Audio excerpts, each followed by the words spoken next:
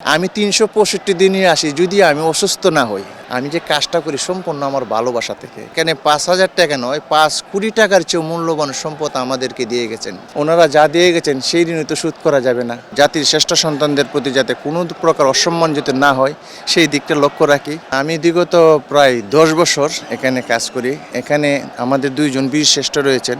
ওনাদের কবর পরিপাটি করে রাখি, যেমন পরিচ্ছন্নতা রাখি, এবং এখানে ২টা সাইনবোর্ড লেখা আছে, এখানে জুতা নিয়ে প্রবেশ করা যাবে না, এখানে বসা যাবে না। জাতির শ্রেষ্ঠ সন্তানদের প্রতি যাতে কোনো প্রকার অসম্মান যাতে না হয় সেই দিকটা লক্ষ্য রাখি। আর ভিতর সাইডে অনেক সময় এই গাছ, বহু প্রকারের গাছের চারা রোপণ করে থাকি। গরমকালে পাখিদের জন্য পানির ব্যবস্থা করে থাকি। মূলত যে এখানে একটা মেসেজ, যে আমরা যাদের রক্তের বিনিময়ে আমরা এই দেশটা পেয়েছি, আমরা যাতে তাদেরকে যথাযথভাবে সম্মান দিয়ে রাখতে পারি। যেহেতু ৩৫ বছর ৩৬ বছর ওনাদেরকে বাহির থেকে বাংলার মাটিতে আবার পুনরায় সমাহিত করা হয়েছে, আমরা যেন ওনাদেরকে যথাযথ সম্মানের মধ্য দিয়ে আমাদের নতুন প্রজন্মের মাঝে যে তুলে ধরতে পারি, যে যাদের আত্মত্যাগের বিনিময়ে আমরা এই দেশ পেয়েছি, আমরা যেন ওনাদেরকে ভুলে না যাই। আমি একজন মাছ বিক্রেতা। আমার এমনি কোনো চাওয়া পাওয়া নাই। বিগত অনেক বছর কাজ করেছি, সেটা অনেকেই জানতই না। অনেকে মনে করতো সরকারি লোক, আবার পরিবারের মনে করতো সরকারি লোক মনে করতো পরিবারের লোক। তো এখন প্রায় ৩-৪ বছর যাবৎ এখন বীরশ্রেষ্ঠ মতিউর রহমান স্যারের পরিবার থেকে একটা সম্মাননা ভাতা দেয়। ওনাদের ইচ্ছা, আমি কখনো চাই না যে আমাকে দেন।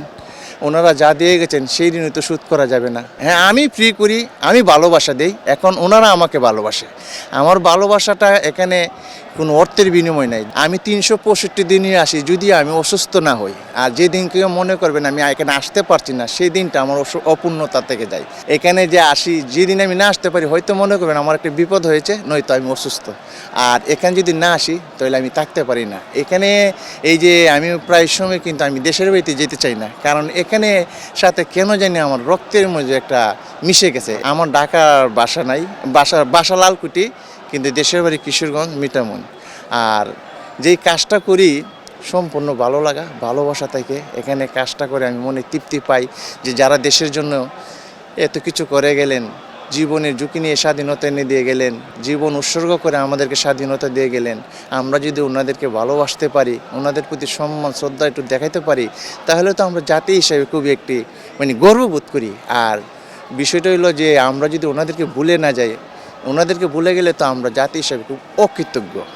তো আপনারা সবাই আমার জন্য দোয়া করবেন। সকলের কাছে একটি আমার চাওয়া পাওয়া, যে আমরা যেন শিকড় ভুলে না যাই, যাদের আত্মত্যাগের বিনিময়ে আমরা এই দেশ পেয়েছি, আমরা যেন ওনাদেরকে চিরদিন শ্রদ্ধার সাথে স্মরণ রাখি, আমাদের নতুন প্রজন্মের মাঝে তুলে ধরি, যাদেরকে আত্মর বিনিময়ে আমরা এই দেশ পেয়েছি। আমরা যেন ওনাদের চিন্তা চেতনা ধারণ করে আমাদের স্বপ্নের সোনার বাংলাদেশটা এগিয়ে নিয়ে যাই।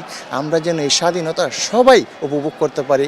এখানে দল মত নির্বিশেষে, এখানে জাতির শ্রেষ্ঠ সন্তান কোনো দলের নয়, ওনারা আমাদের সকলের, আমরা সকলেই ভালোবাসবো। এই দেশটা আমাদের সকলের, এই সকলেই মিলে আমরা যেহেতু দেশটাকে ভালোবাসবো, আমরা যেন আমাদের জাতির শ্রেষ্ঠ সন্তানদের বিনিময়ে আমরা এই দেশ পেয়েছি, আমরা যেন কোনো প্রতিহিংসার কারণে বা দল বা বিভিন্ন রাজনীতির কারণে যেন আমরা যেন ওনাদেরকে ভুলে না যাই। হ্যাঁ, অনেক গুণীজনদের খবর আছে। তো আমি একটা কথা শেয়ার করতে চাই।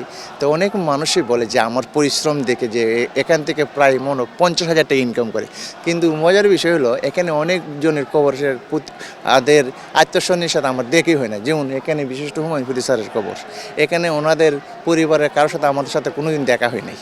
একবার অনেক বছর একবার ওনার ভাইয়ের সাথে দেখা হয়েছিল, এরপরে মৃত্যু তারিখ বলেন, জন্ম তারিখ বলেন, আমরা বা ভক্তরা যারা আসে আমরা ফুল দিয়ে শ্রদ্ধা নিবেদন করি, কিন্তু ওনাদের পরিবারের সাথে কোনো দেখা হয় নাই। যেমন ওই যে আলাউদ্দিন আলাদ স্যার, এই সাইয়েদ আতিকুল্লাহ স্যার, এখানে অনেক খবর আছে যাদের পরিবারের সাথে আমার দেখা হয় নাই, অথচ এখানে অনেকেই বলতেছে ওনারা প্রতি মাসে আমাকে ৫,০০০ টাকা দেয়। এখানে ৫,০০০ টাকা নয়, ৫,০০,০০,০০০ টাকার চেয়েও মূল্যবান সম্পদ আমাদেরকে দিয়ে গেছেন। কারণ সেইটা যদি উপলব্ধি না করতাম, তাহলে আমি এখানে সারাদিন মাছ বিক্রির শেষে যখন আমি দুপুরবেলা খাওয়া দাওয়া করি, তখন কিন্তু আমার প্রচণ্ড ঘুমে ধরে।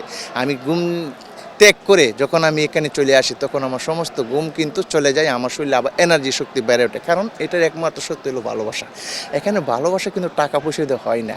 কারণ যারা আমাকে টাকা পয়সা দিয়ে ভালোবাসাটা মাপকাঠি করে, তাহলে আমার ভালোবাসাটাকে নিশ্চয়ই আমি মনে করব সম্মান করা হয়। আমাকে যারা সম্মাননা দিয়ে থাকেন। আমি মনে করি আমি যাদেরকে মন খুলে ভালোবাসি, হৃদয় থেকে ভালোবাসি, এখান থেকে ভালোবাসি, ওনারা আমাকে ভালোবাসে যদি আমাকে একটু সম্মাননা দিয়ে থাকে, সেটা আমি ভালোবাসা হিসেবে কিন্তু আমি গ্রহণ করি। আমার তো এটা পারিশ্রমিক বা শ্রমিক সেই বিষয়টা না, বিষয়টা হলো আমার ভালোবাসা। আমি যে কাজটা করি সম্পূর্ণ আমার ভালোবাসা থেকে। যেহেতু যদিও ওনাকে আমাকে ভালোবাসে স্বেচ্ছা ওনারা আমাকে অনেক সময় সম্মাননা দিয়ে থাকে, যদিও আমি এই সম্মাননাটা নেই, তবে যদি আমার বা টাকা পয়সা থাকতো সেই সম্মাননাটা আমি নিতাম না।